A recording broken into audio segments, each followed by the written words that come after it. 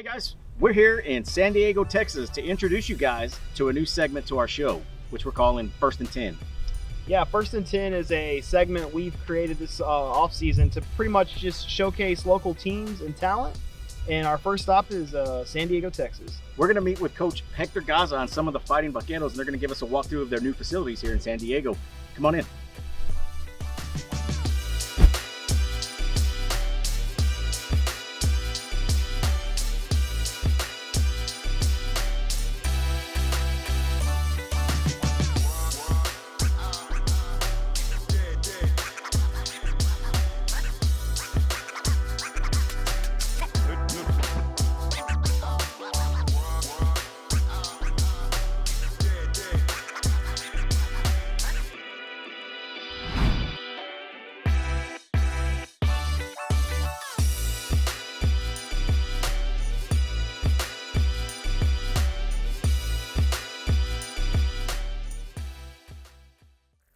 My name's Hector Gaza. I'm the defensive coordinator here in San Diego High School. I'm also the head track coach. I've been here, this is my 10th year. I've been coaching, this is going to be my 28th year as a coach. I do have a son that's here with me. He plays on the offensive side. He does help me on the defensive side, but he's one of the guys that actually ran in the state track meet. And I have another one that plays football as well, Derek Trevino. You know, you've been in San Diego for 10 years, and, growing up, I'm originally from Odom. I've played here, and obviously the field wasn't here. I was telling Justin on the way in, it was a downtown stadium, it was a pretty rough stadium, the field conditions and whatnot.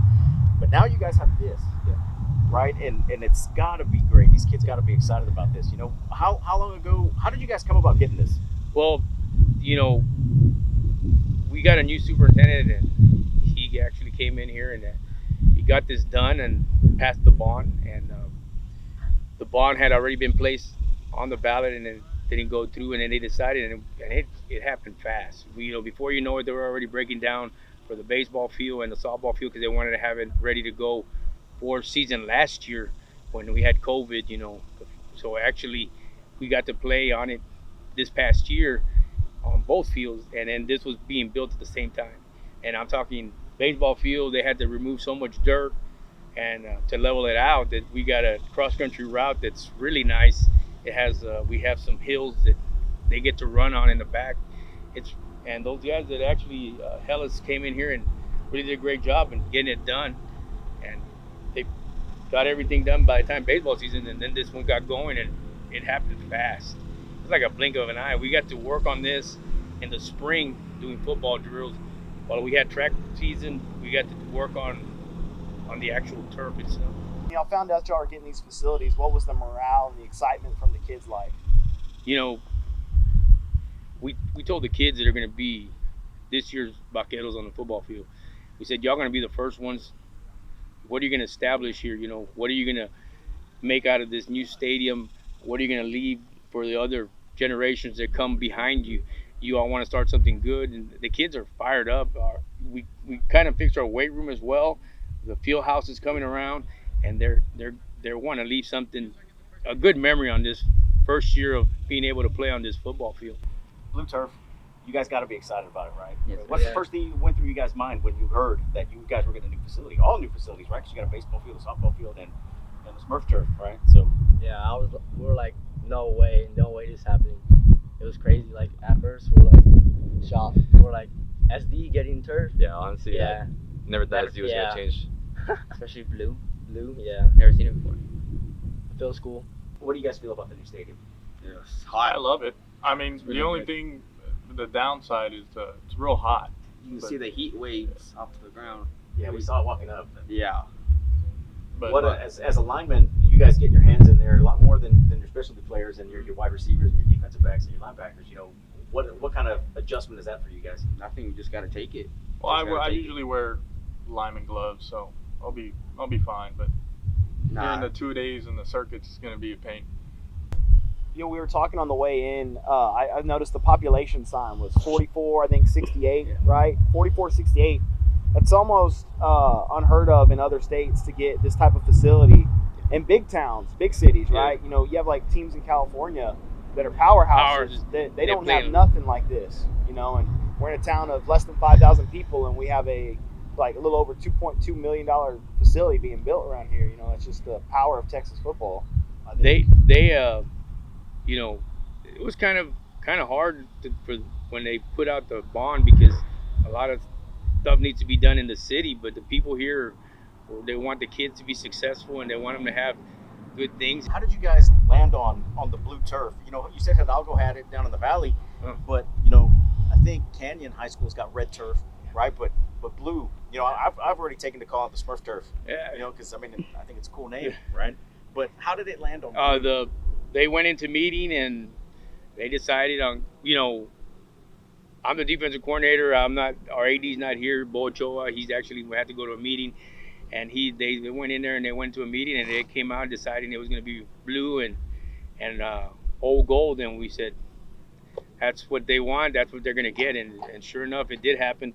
When we first saw it on the baseball field, because the baseball field was laid out first, and we said, wow, it looks amazing. You know, the way they did the different kind of shades of blue and the different kinds of shades of green and all. It's amazing how they're getting to the point to the fields that they're making. Because this field, when it finished, I was going like, wow, you know, never thought I'd be coaching on turf, because I've never really coached on turf. Much different feel when you're playing on grass versus when you're playing on turf. Yeah, right? it's way different.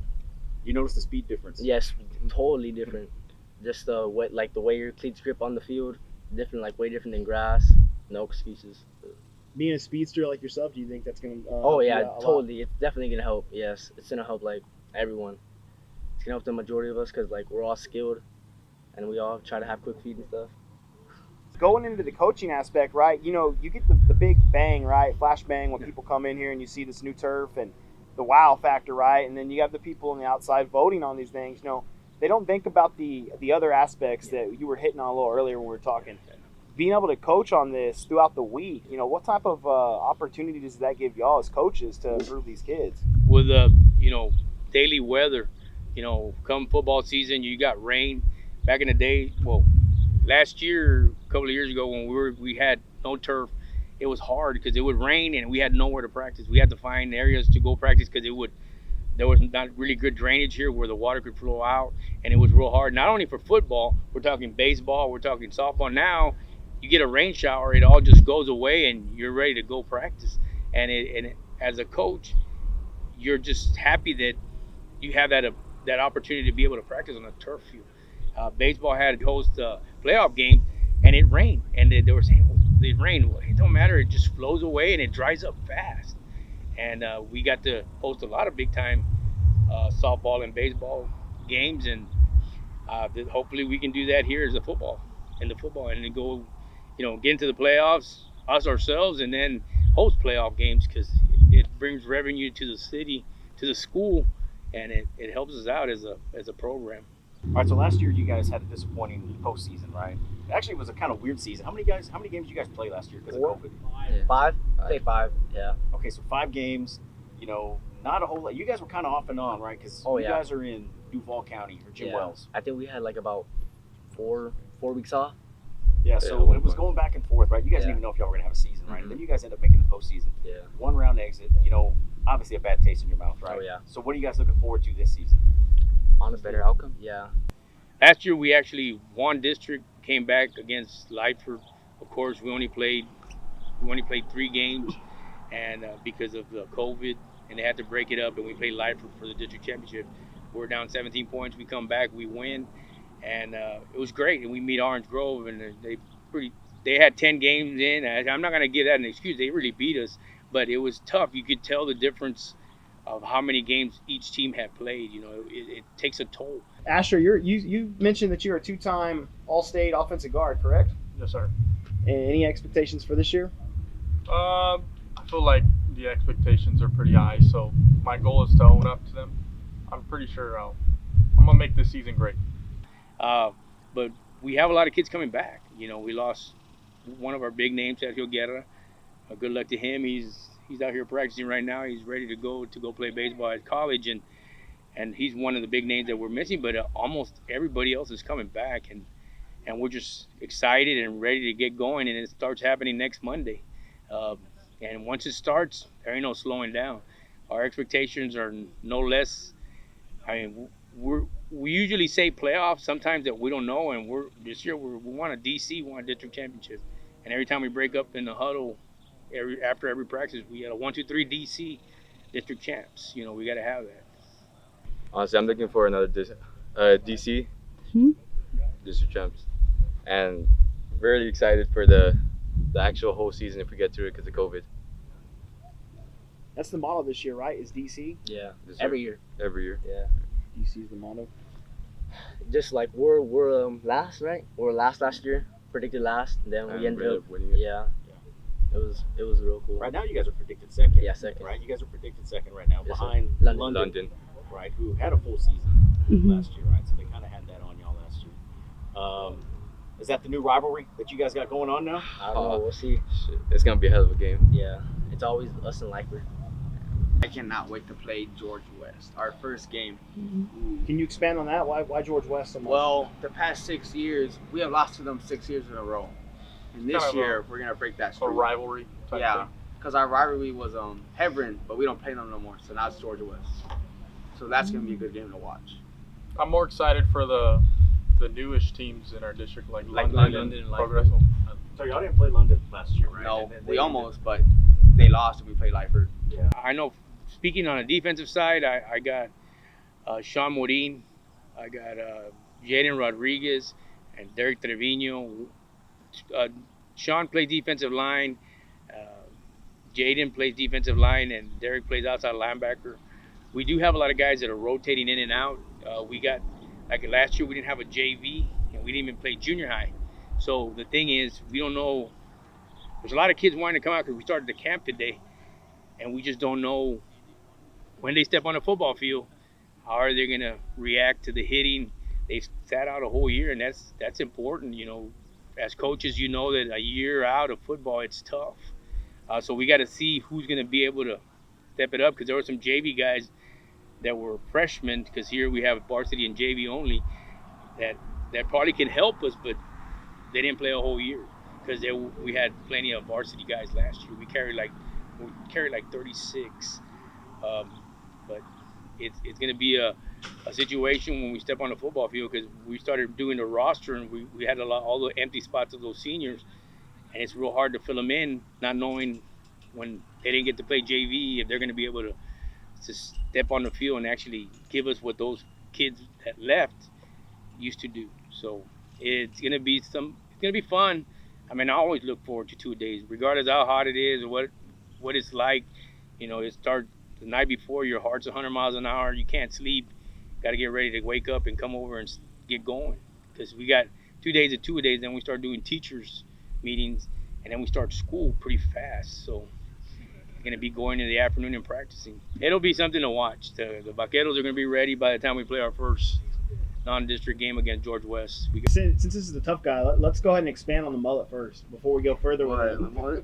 Mullet. Where did that come from and how? Well, because I had that military buzz cut and I just wanted to try something new. And TikTok made me like all these mullets. I was like, the mullet's coming back. I want to be part of it. This is 7 months in the making. So And is I'm that- not going to cut it for school. Okay, I was about to ask, is that mullet going to make an appearance on the football field out there? Oh, yeah. You're going to see it like with my helmet. You're going to see this right here.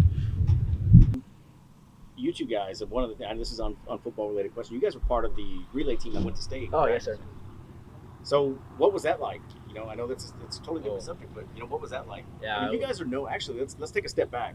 Right, you guys always have fast kids Oh, yeah. in San Diego. I don't know if it's in the water if you guys are out here just Oh, because it's you're on the middle of definitely in the nowhere. water. There's nothing to do but to run Yeah, everywhere. it's water. But I mean, you guys always have speed. The dogs Always. chasing us. Yeah. Yeah, it was like an amazing feeling. It was running at the UT stadium.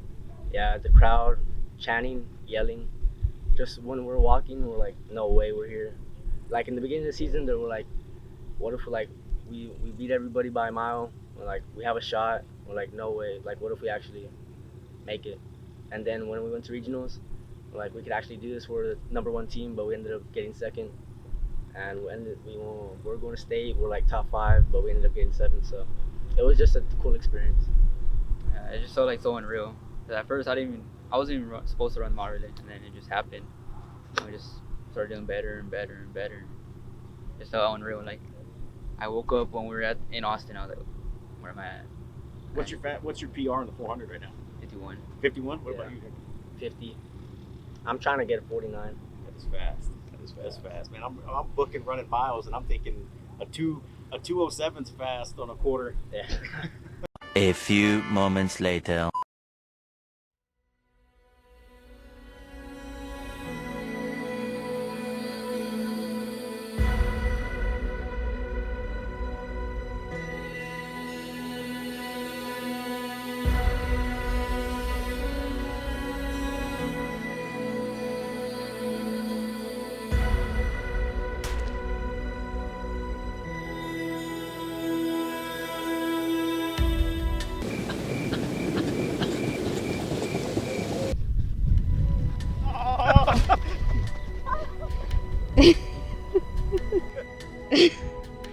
Spud almost beat me. Spud almost beat me.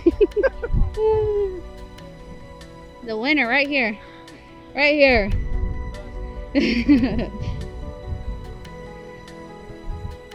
We lost to a guy. We lost to a guy with a cast. I He- felt it up here on Cat. Oh man, that was a good one. All right, guys, that was San Diego, Texas, USA. Right, I hope you guys enjoyed it. We did. They've got great facilities out here, and we expect a lot of great things from the Vaqueros this upcoming season. Guys, if you want us to come out to your location next, hit us up. Hit us up at the links below. We'll come out, get a look at your talent, your facilities, showcase your team a little bit more, and have fun with it. Appreciate it, guys. Tune in for the next episode of First and 10. Thanks, guys.